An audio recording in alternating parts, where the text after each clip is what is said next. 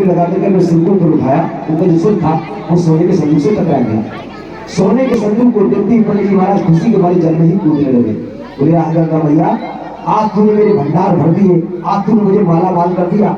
बक्से को बाहर खींचने लगे, लेकिन बक्से को जितना बाहर खींचते थे बक्सा गंगा की धारा में उतना ही उल्टा जाता था।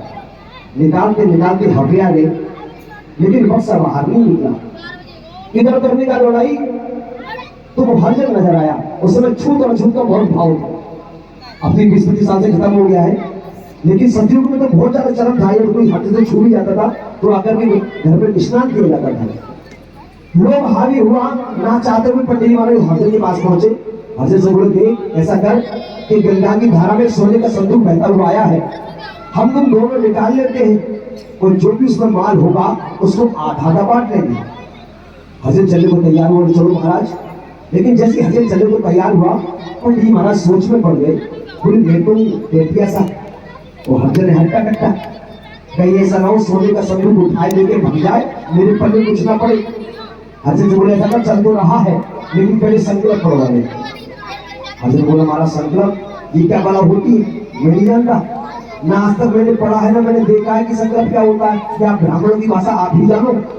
पंडित महाराज ने तो गंगा जल लिया, हजरत की हथेली पर रख दिया, संकल्प पढ़ दिया। बोले संकल्प ये है कि सोने का संदूक सबसे पहले मैंने देखा है, इसलिए बक्से में जो ऊपर का माल है वो मेरा है, और जो नीचे का माल है वो तेरा है, ये संकल्प है।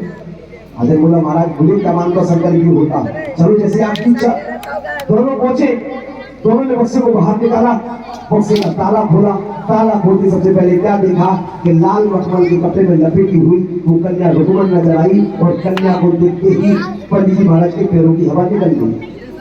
सोचने लगे 7 तो पहले से थी, अब 8वीं और आ गई, और फिर टूटी और देखो इस संकल्प पर पढ़वा लिया। और कभी कभी ब्राह्मणों का संकल्प ब्राह्मणों पर ही उल्टा पड़ जाता है। आज ब्राह्मण का संकल्प ब्राह्मण पर ही उल्टा पड़ गया।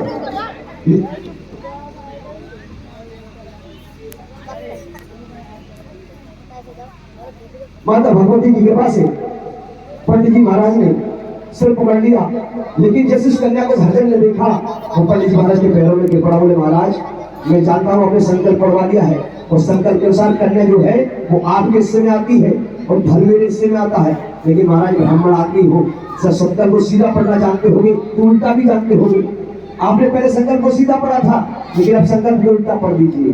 पंडित बोले उल्टा कैसा? बोले महाराज मुझे धन नहीं चाहिए, धन भले ही आप ले जाओ लेकिन इस कन्या को मुझे दे दो। माता भगवती की कृपा से अब काशी वाले पंडित ने पता नहीं कौन सा उल्टा संकल्प पढ़ा होगा, आज तक तो मैंने नहीं पढ़ा है। तुरंत कन्या को उठाया, हजरत की गोद में दिया, बहुत जल्दी लेके जब भगवान का टमाल उठवा मेरे सर पर। पंडित जी महाराज ने सोने का संदूक अपने सर पर उठाया, अपने घर को चले, और कन्या को लेकर हजरत जो था वो अपने घर को चला। जिसको धन चाहिए था गंगा मैया ने उसको धन प्रदान कर दिया, और जिसको संतान चाहिए थी उसको संतान प्रदान कर दी। अब कह दूं गंगा मैया की माता भगवती की कृपा से वो हजरत अपने घर पहुंचा। घर का दरवाजा खटखटाया, उसकी पत्नी ने दरवाजा खोला तो अपने पति की गोद में जब 18 दिन की बेटी को देखा, अपने पति से बोली जरूर खिटवाओगे, जो हमारे घर में संतान नहीं, संतान के पीछे क्यों भगते हो? अब तुमने बच्चों को उठाने का काम भी शुरू कर दिया, पीछे पीछे भीड़ आ रही होगी, तुम्हें भी मारेंगे और मुझे भी मारेंगे। हजरत बोला प्रिय मैं किसी के बच्चे को उठाकर नहीं लाया हूँ, ये गंगा मैया ने मुझे दी है। जैसे उस हजरत ने अपनी पत्नी की गोद में राजस्थान की छोटी पुत्री रुक्मन को दिया, मेरी माता भगवती की कृपा देखिए, उसके सूखे हुए आंचल से दूध की धार बहने लगी। वो हजरत मेरा समझ गई ये जरूर माँ का चमत्कार है, और उस हजरत परिवार में राजस्थान की छोटी पुत्री रुक्मन का फिर नाम रखा गया, और नाम रखा गया रुक्को। राजस्थान के नाम रुक्मन था, और जब हजरत परिवार में पहुंची तो उसका नाम रखा गया रुक्को। धीमे धीमे हजरत परिवार में रुक्को जवान हुई, और उधर राजस्थान की बड़ी पुत्री तारा जो रुक्को से 3 वर्ष बड़ी थी वो महलों में जवान हुई। राजा स्पष्ट ने अपनी पुत्री तारा का विवाह अयोध्या के राजा सत्यवादी हरिश्चंद्र से कर दिया, और उधर उस हरिजन ने अपनी पुत्री रुक्को का विवाह उसी अयोध्या नगरी में एक कल्लू नाम के हरिजन के साथ कर दिया। उस शमशान घाट में अग्निदेव का काम करता था। दोनों बहनें एक ही नगर में पहुंच गई। फर्क था, एक राजरानी थी और एक मेहरानी थी। ये भाग्य की बात होती है, एक माता पिता की संतानें, कोई डॉक्टर हो जाता है, कोई मास्टर हो जाता है, कोई किसान ही रह जाता है। ये भाग्य की बात होती है। एक बार कह दो सच्चे दरबार की, एक बार कह दो राधे राधे। माता भगवती की कृपा से जो रुको की सास थी राजा हरिश्चंद्र के महल की साफ सफाई का काम करती थी। जब रुको की सास बीमार पड़ी तो सास का काम करने के लिए रुको को राजा हरिश्चंद्र के महलों में जाना पड़ा। रुको राजा हरिश्चंद्र के महलों में पहुंची। राजा हरिश्चंद्र के महलों में महारानी तारा ने इस मैया के पास सुंदर मंदिर बना रखा था, जिसमें जो अखंड ज्योति जग रही है ये निरंतर चला करती थी। महारानी तारा मंदिर में पूजा कर रही थी। रुको जो थी वो महल को झाड़ते झाड़ते मंदिर की ड्योढ़ी तक पहुंच गई, गहरी तक पहुंच गई। अछूत थी मंदिर के अंदर, जा नहीं सकती थी, झाड़ू पल्ला बाहर रखे गहरी से सजगा करके बैठ गई। महारानी तारा मंदिर में पूजा कर रही थी। पूजा करने के बाद जैसी महारानी तारा बाहर निकली और उसकी निगाह जैसी रुको पर पड़ी, उसने माता भगवती की कृपा से जान लिया कि तू मेरी बहन है। तुरंत महारानी तारा ने रुको को मंदिर के अंदर खींचा, बाहों में बड़ा चूमने लगी, प्यार करने लगी। रुको 5 कदम पीछे हट गई, बोली महारानी क्या कर रही हैं आप राजरानी में वैतरानी हूँ।